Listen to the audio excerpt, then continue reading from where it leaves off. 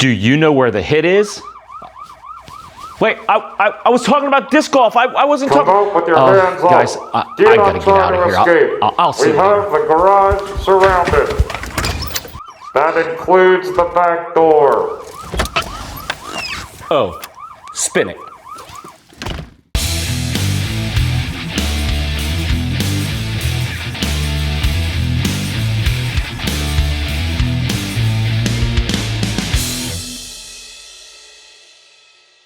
Hey DMD family, welcome back to the channel. Bunky here and back in the garage. Notice anything different? Ta-da! Painted wall. I did this because I'm creating a homeschool disc golf class, probably coming out sometime in the spring, so be on the lookout for that if you have homeschoolers or if you are a homeschooler. So I did this so I could film in my garage because it's fall going into winter, which is a very windy time in the Northeast, so this protects me from the wind. Today we're going to talk about hit point. Now when we talk about hit point, there are two different aspects of our throw that are affected by an appropriate hit point: accuracy and distance. And while the majority of this video is going to be dedicated to the accuracy portion, at the very end, if you stick around, I'll give you a little insight into how distance is affected by the hit point. So accuracy with the hit point, we're going to talk about where it needs to be and why it needs to be there. Again, coaching has given me insight to a lot of differing opinions of people in the disc golf community. And I'm starting to see that there is a prevailing opinion that people don't understand where the hit point should be and why it should be there. Also, I have a couple of students that say, if you ask me where my hit point is, I probably couldn't tell you. Now, if that's truly the case, to quote a famous coach, you probably want to take up air hockey.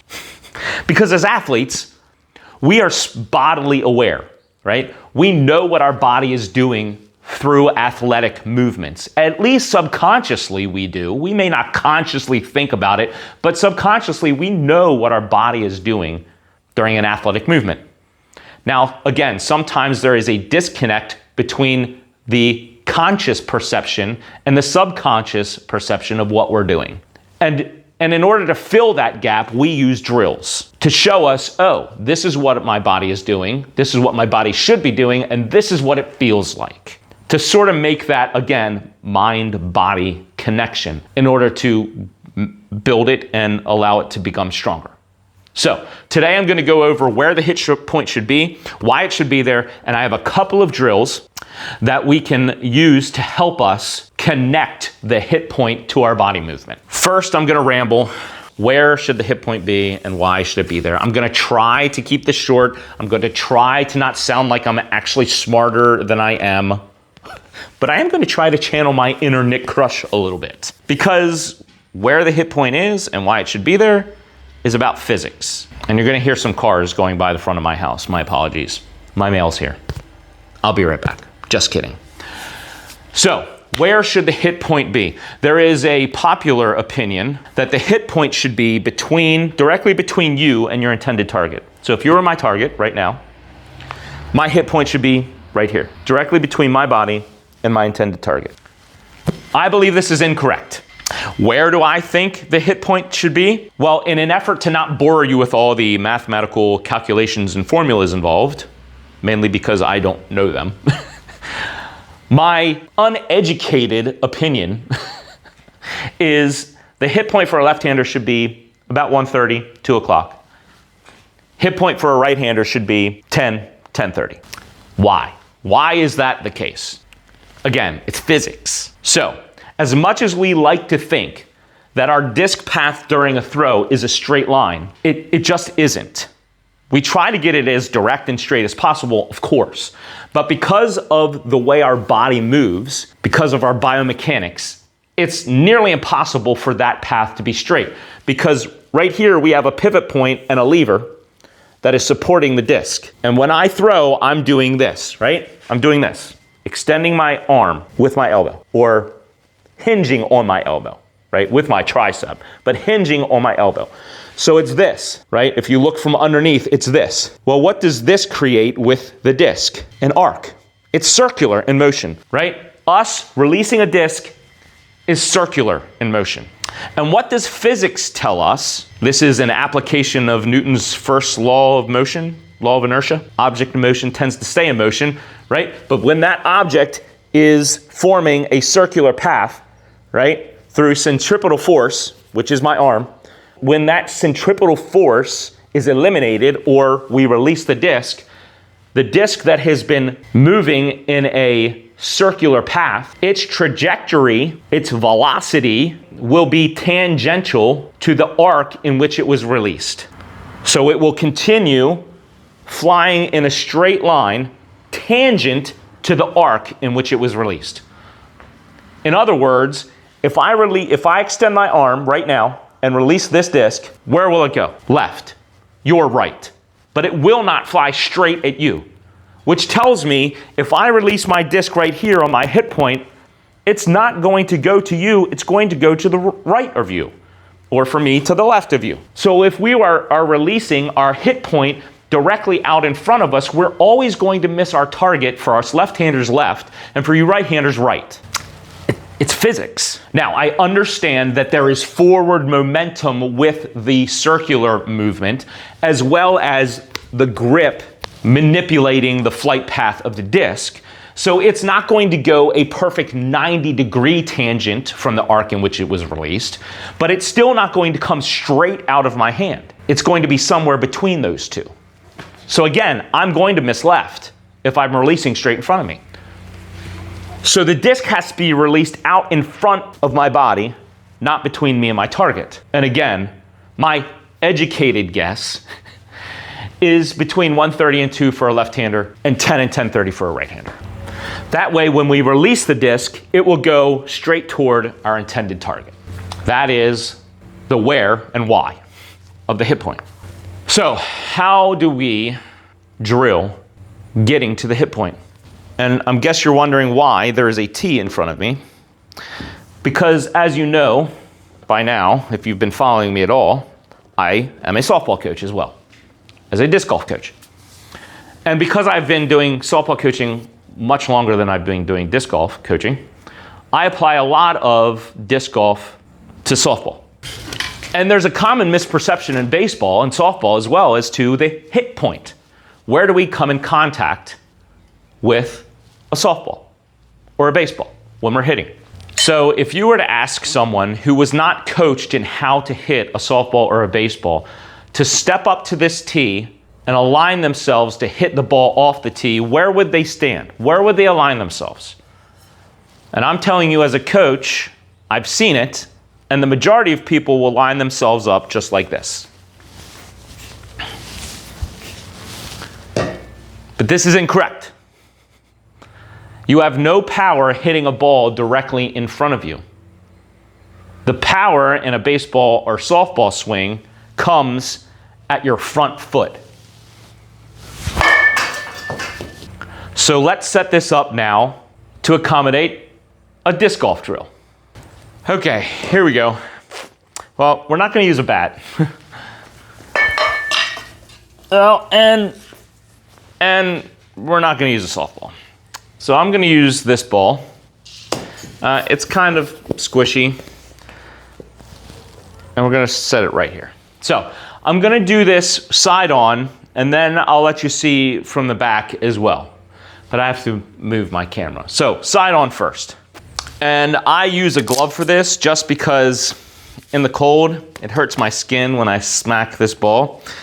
What we're going to do is we're going to get into a position where our hand reaches this ball for a left-hander again at 1:30, 2 o'clock, right?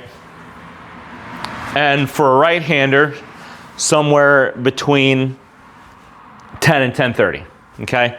We want the back of our hand to reach this ball 10 to 10:30, 1:30 to 2, okay? So we're gonna get in this position here, and it's simply walking through a standstill backhand throw. And what we want to happen is we want this ball to go straight into our net. I have my net set up in front of me, right?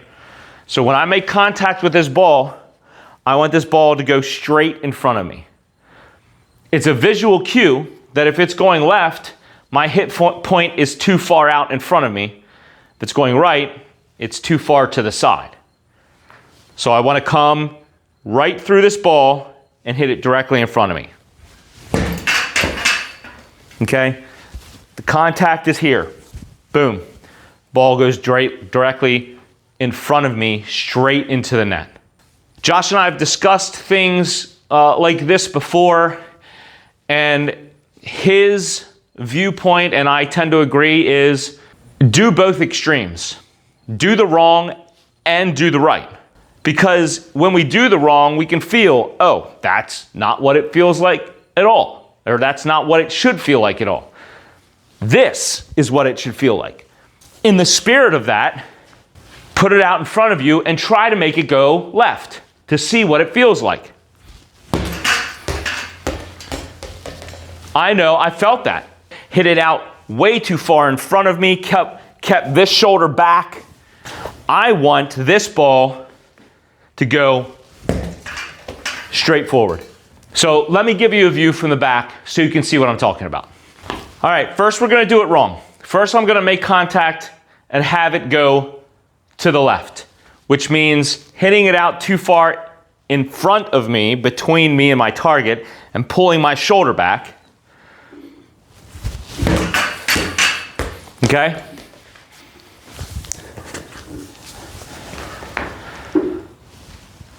And now we're going to do it correctly, where we make contact straight in front of us and have the ball drive straight into the net. Okay? So this connects our brain to what our body should be doing and getting to our peak acceleration right here. Now, for our audible learners, I have an audible drill for you. This is all about hearing where our hit point should be. We're going to use a badminton racket. I no longer need a glove. Now, you've probably seen this in a Robbie C video. You've probably seen this in an overthrow video. You might have seen this in a trebuchet video. Shout out to Owen. You may see Paul Macbeth warm up with one of these before, right? The sound that this makes